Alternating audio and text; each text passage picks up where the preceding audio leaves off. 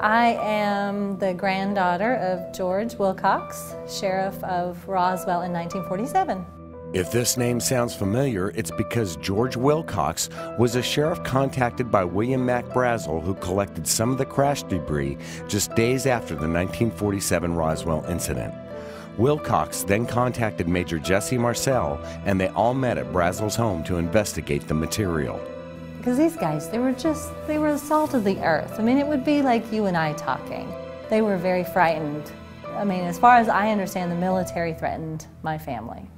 Due to the fear that surrounded her family, Christine didn't really discover her grandfather's story until her 20s, when she caught a glimpse of him on Unsolved Mysteries.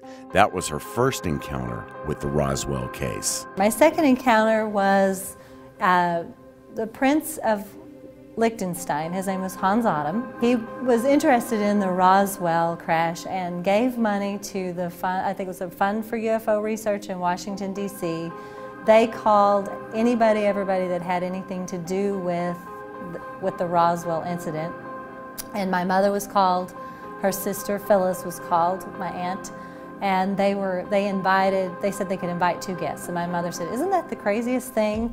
And so I said, "Well, I want to go," because at 24, all I could think about is I wanted to go to the Smithsonian. And I really thought this whole UFO thing was, I thought, well, that's just really crazy. I'm not going to go to that, but I'll go see the Smithsonian while you go do whatever you're going to do here.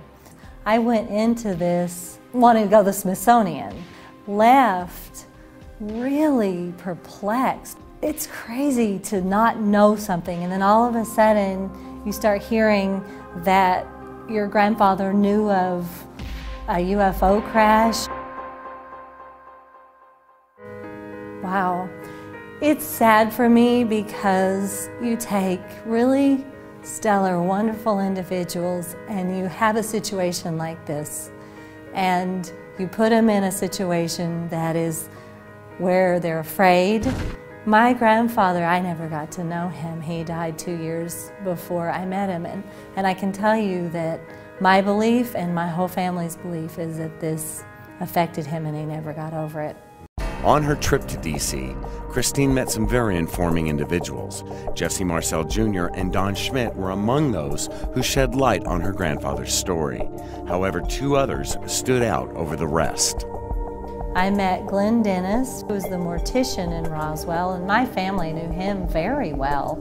And he was the most interesting one to me because I said, what's up with a mortician? Well, he had apparently had calls for small caskets. I met Frankie Rowe, who said, she and I were sitting in the room together.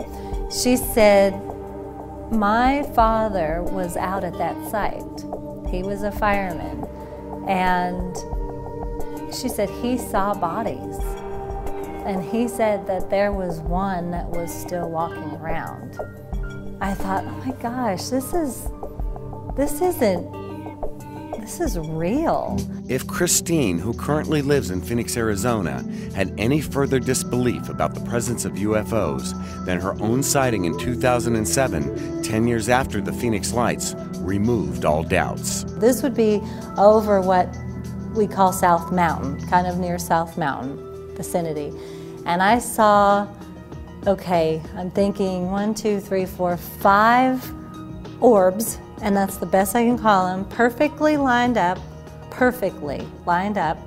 The 5th one was bobbing. It was bobbing, it went in and out, and it would just bob. Today, I'm convinced